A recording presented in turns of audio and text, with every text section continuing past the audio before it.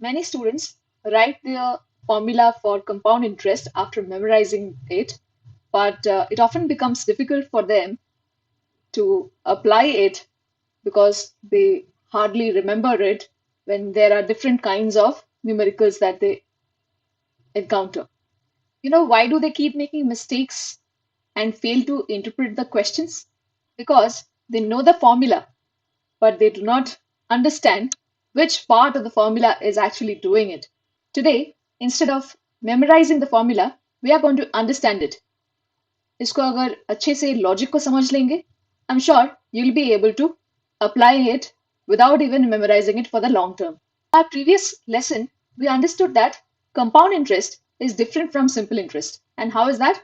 Interest, in case of compounding, in itself starts earning interest. That is, it grows, and so does principal, right? Interest is nothing but percentage growth, is what we have understood till now. We will see how this leads to the compound interest formula. Before we start understanding, please don't forget to follow this channel and go through this entire lesson. Otherwise, you will not be able to understand the entire logic, right? Now, let us imagine that you have deposited 1000 rupees in a bank at, let's say, 10% per annum, right? This means principal at the beginning is rupees 1000. Rate of interest, as I just mentioned, is 10% per annum. So for the first year, time is definitely going to be 1 year. So can you tell me how much is 10% of 1000 rupees? This, I'm sure, is very easy for all of us. It is going to be 100. Therefore, at the end of first year,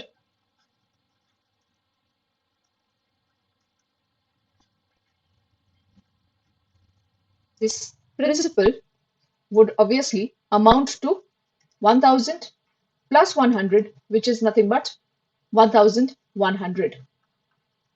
Now, instead of writing this 1100 directly, let us write this mathematically. How can we write that? 1000 plus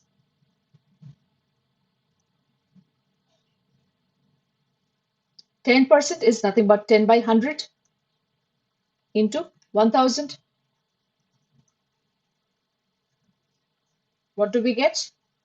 1000 plus 100, that is rupees 1100. I hope this is clear. Since this is just for 1 year, can we write it as this particular step? Follow this.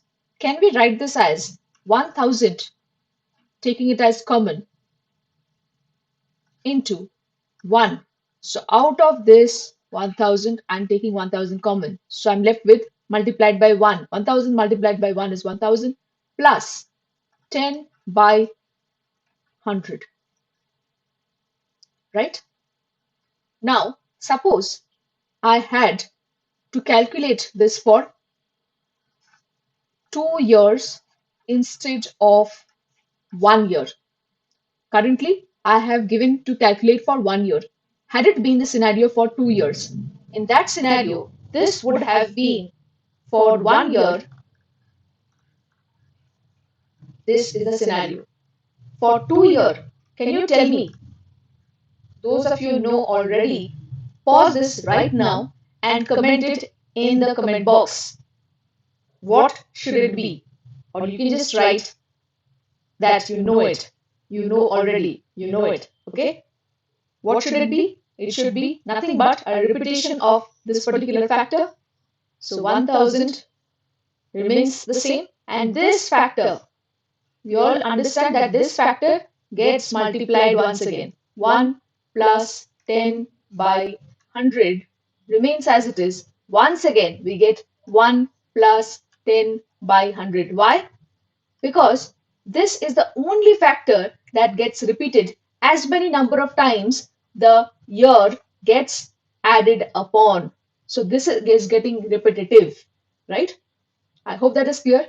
So can you tell me, for had this been for 4 years, what should have been the ideal way of finding it out? For 4 years, although I understand that 4 years you have to write it pretty long, but let us just do this for practice. 1 plus 10 by 100 into 1 plus 10 by 100, 1 plus 10 by 100, 1 plus 10 by 100. Did you understand? Now, just count it 1, 2, 3, and 4. Now, can we just replace this 10 which is known to us? Had this not been known to us, whenever something is not known to us, what do we call it? It is a variable. We can represent it by r. What we can do is we can simply represent it as 1 plus r by 100, right? And we could have just simply written these. I'm not writing it now. So, since we know that it is for 4 years, we could have written it as 1000 into 1 plus r by 100 to the power 4. We already know 1, 2, 3, 4, right? Had this not been known to us, once again, then it would have been a variable. A variable has to be given a particular literal name, right? So what is the literal name in this case? 1000 time period 1 plus r by 100 to the power n. Have we got the formula already? Yes or no? If you have understood, write it in the comment box, right? Is that clear? I hope it is clear now.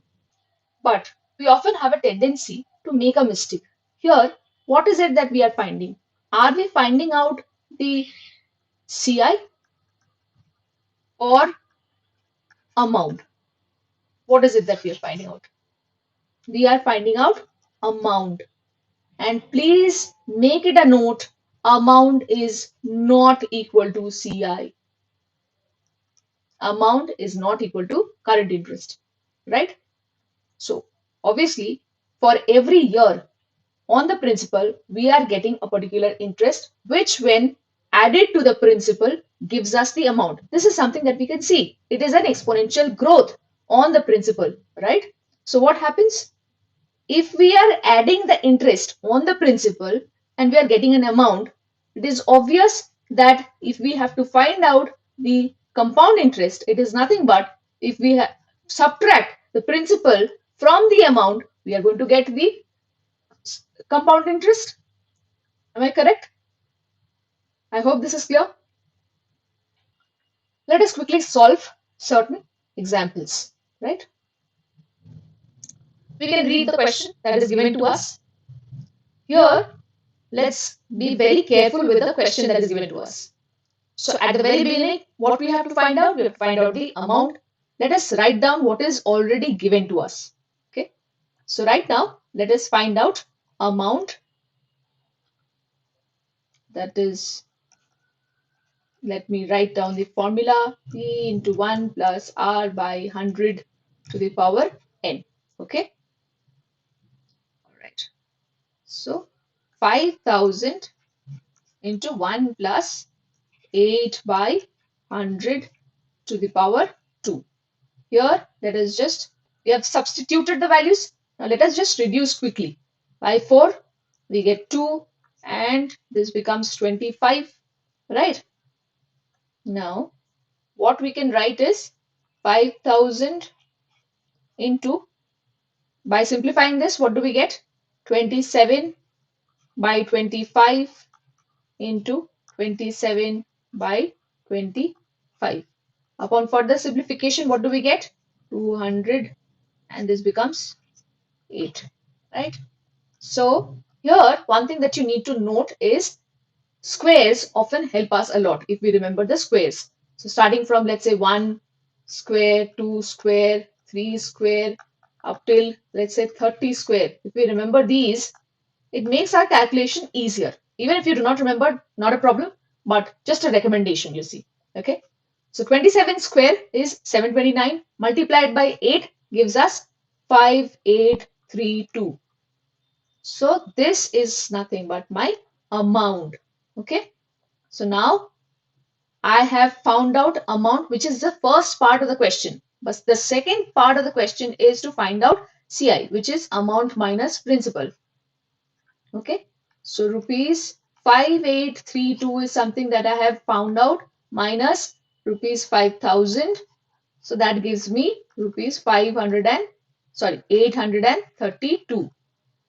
Therefore, my final answer is amount, that is rupees 5832, and compound interest is rupees 832. That is my final answer. So if I give just the amount, that will be an incomplete answer. We have another question. A very similar question, very easy question, I would say. Okay. Same thing. We have to write what is given to us. P is given. So always read the question, note down whatever is given to us. From here, we can see that the principal is given to us, which is 10,000, rate of interest 5%, and time period 3 years. So principal is rupees 10,000, rate is 5% per annum, and time is 3 years. Okay. So once again, amount is nothing but principal into 1 plus r by 100 to the power n, 1576.25, right? So is that all, or do we have to find out the compound interest as well? Not really, because the question here has asked for amount only and not CI. So therefore, we don't have to find out what is the compound interest, right? Here, all we have to notice is how large the growth is becoming, because there's an exponential growth that we can see. Okay. So what are the common mistakes that we usually make? So top three are these ones, as you can see, okay, as I have highlighted, right? So the very first one is, what is the question that is demanding, right? Whether it is to find out CI or amount or both, right? Second one is writing incorrect rate or time. It has given you 10% per annum with 2 years, or let's say 3% per annum for 5 years. You have just interchanged and written it by mistake, right? So be very careful on that, right? Calculating powers incorrectly. So let's say the power is 2, right? Power in the sense that the time period is for 2 years. So you need to be very mindful. So that is the reason I said that if we know the squares and the cubes already, that makes our calculation easy. So today we understood something very important, that the compound interest formula did not just appear magically. It is nothing but a percentage growth from where we have actually derived at the formula. We ourselves did that, right? So every year, the amount grows by the same factor, and repeated multiplication naturally creates the power itself, right? Once you understand that idea, the formula becomes much easier for you to apply, not necessarily memorize and remain in that era of rote learning. So from my end, that would be all for this lesson. Thank you so much for watching this till now. And if you have liked this lesson, I would much appreciate if you subscribe this channel. So thank you everyone for watching till the end of this video. If you have liked watching this entire lesson, do like this channel, subscribe to this channel so that I can come up with more such videos. And also let me know if there is something specific, certain problems that you would want me to cover, you would want me to solve, so that it helps you in your ongoing session. Thank you.